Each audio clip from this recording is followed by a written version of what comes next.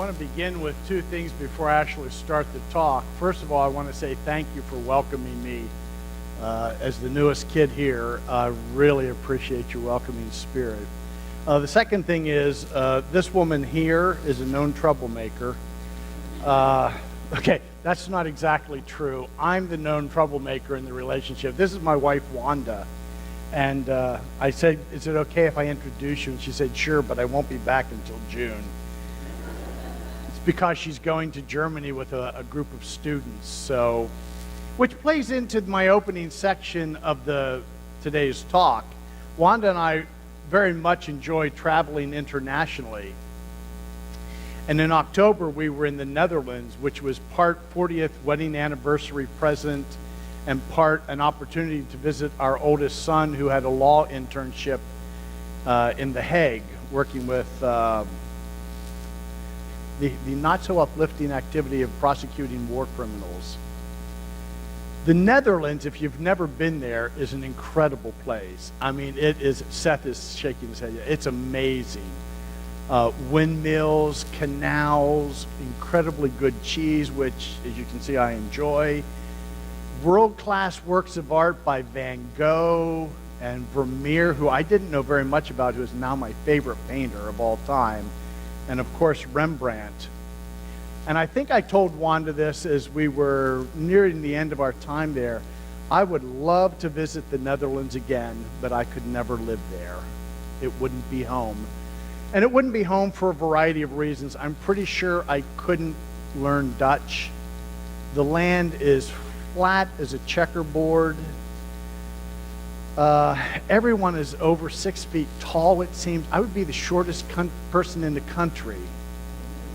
And to be very honest, I just don't enjoy riding bikes as much as they do. It would never be home. I got the impression that the Dutch meant it when they teasingly said to you, if you're not Dutch, you're not much. And I would never be much. The exact opposite happened in 2001 when our family was preparing for I had a sabbatical that year.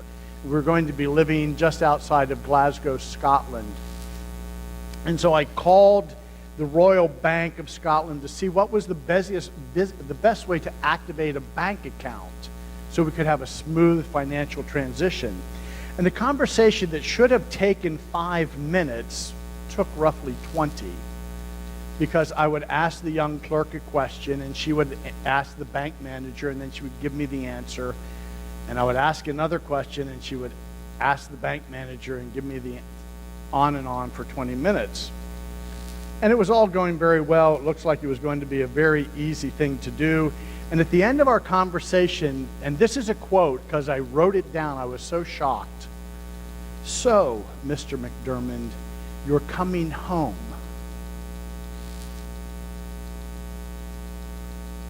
And I sat there and I said, well, I'm an American.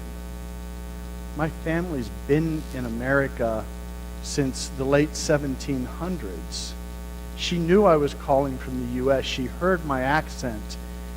And when I said that to her, she said, yes, but you're coming home. And I paused, realized that this phone call was costing a lot of money. And this is what ran through my head. Oh, I get it. There are more people of Scots ancestry living outside of Scotland than in Scotland. And because of that, the assumption is if you have a Scots ancestor, regardless of how long you've been away or where you live, you're a Scot. And I said to her, yes, indeed I am. I'm coming home. And she says, that's good. Home is hopefully and ideally the place where you belong, where people love you and accept you, where you're surrounded by welcoming, embracing arms. The problem is, and we know this, many people are lonely in our world. Almost exactly 1 year ago, It was May of 2018. Fortune magazine did an article with these shocking statistics, at least shocking to me. 54% of the 20,000 people who were interviewed in this study said that they felt as though no one knew them well. 40% of the Americans interviewed said they lacked companionship. And the loneliest age group of all was the 18 to 24 group. They didn't have friends, they felt. Sadly, we all know from either personal experience or from close observation that loneliness is rampant in our world. And it's not only our relationships with other people. We're also alienated from God, as we've heard hinted at in the opening of the service today. We're alienated because we live in a broken world. You and I know that when God created the world, it was beautiful and everything belonged and it worked perfectly. And then it all fell apart through Adam and Eve's disobedience and idolatry. Creation that we now experience is marred and broken. We think and feel as though we don't belong here, and that's right, we don't. We were created for another place. And so we feel as though we don't fit in, and we're lonely. And that's where Revelation comes in. In the last 10 or 15 years, I am convinced that the passage that was read this morning is probably one of the top 5 most important passages in the whole of the Bible. See, we read Revelation and we get really nervous thinking we're not going to understand what's going on because there are a lot of really odd images in that. The images of the beasts coming up out of the sea and the 4 horsemen of the apocalypse, they confuse us, and if we're really thoughtful, they scare us. And despite those dense images, the one word that I would associate with Revelation is reassurance. And that's especially true of the passage that was read today. God is going to do away with all of the pain that we face, all the loneliness, all the alienation, everything that makes us sad. In fact, God isn't only going to do away with the suffering that we experience and the loneliness that we know, but God is going to remove the source of that pain. And that's why in the verse 1 of chapter 21, we read that phrase, the sea was no more. Now, I know that Jess and Travis took their family to the beach recently. I assure you that every sensible person in the ancient world would have thought they were nuts. Because in the ancient world, the sea is the source of chaos. It's the source of evil that opposes the gods. You don't go to the beach for a vacation in ancient Israel. You stay away from the beach. And when Revelation tells us that God is going to do away with the sea, he's telling us that the source of all of our pain in the future is going to be removed.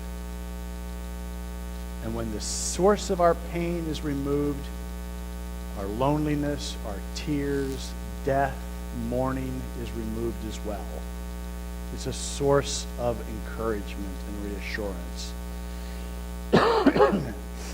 You see, Revelation promises us that the broken world we know is going to be replaced with a new heaven and a new earth. Everything is going to be remade. The New Testament vision and the Christian hope is that one day God will replace what we now experience with something that is like what we experienced at the beginning. Before Adam and Eve's alienation from each other, before Adam and Eve's alienation from God, when the garden was perfect and everything worked well. That's what Revelation 21 is promising us. Even more stunning is verse 3. To me, more stunning. Not only is the hope that pain will be gone, but these are the words of verse 3, Revelation 21. See, the home of God is among mortals. He will dwell with them. They will be his peoples, and God himself will be with them. God is making a home for us. we will live in that home with God in a much more intimate and close way than we do today. We'll be in the place where we belong, regardless of where you were born or how long you've been away. You'll be going home.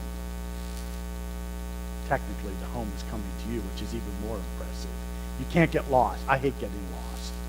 But in the future, God says, okay, I know, Jay, you'll get lost trying to get home. I'll just bring it to you. That's what's happening in Revelation 21. I suspect there may be one or two here are thinking, that sounds too good to be true. And I might agree with you if Jesus had not been raised from the dead by the very God who created the world. If Jesus had not been raised from the dead by the very God who said, I am making all things new. Write this, for these words are trustworthy and true. I admit it's often hard to believe that this is what awaits us when we are surrounded by such brokenness, such loneliness on days. It's really difficult to say these words, goodbye loneliness, hello belonging. I recognize that. I acknowledge that. And because of the challenges all around us of loneliness and brokenness, that's why our witness is important to where God has taken us, to the hope that we have before us. You know this as well as I do, that the people around us are desperate to know that they belong. And on some days, we're desperate to know that we belong. And the more desperate they are, the more lonely their experiences, the more they need a witness that they do in fact belong. They need a witness to the fact that God is planning something beautiful for all of us. Life could not have been more desperate and lonely than it was for John McCain when he was a prisoner of war. He desperately needed a witness. And God sent one in a very unlikely form. John McCain tells the story this way, and these are his own words. I'm reading directly from his write-up of this. As a scared American prisoner of war in Vietnam, I was tied in torture ropes by my tormentors and left alone in an empty room to suffer through the night. Later in the evening, a guard I had never spoken to entered the room and silently loosened the ropes to relieve my suffering. Just before morning, that same guard came back, retightened the ropes before his less humane comrades returned. He never said a word to me. Months later, on a Christmas morning, I stood alone in a prison courtyard, and that same guard walked up to me and stood next to me for a few moments. Then, with his sandal, the guard drew a cross in the dirt. We stood wordlessly there for a minute or two, venerating the cross, until the guard rubbed it out and walked away. To me, that was faith. A faith that unites, never divides. A faith that bridges unbridgeable gaps in humanity. If I were to ask you to take one thought away from this service, I believe it would be this. What God began in Jesus Christ was a movement that will result in a new home, a new heaven, a new earth, a new sense of belonging for everyone, where loneliness will be no more, where we have the opportunity to witness every day that we can say goodbye to loneliness and hello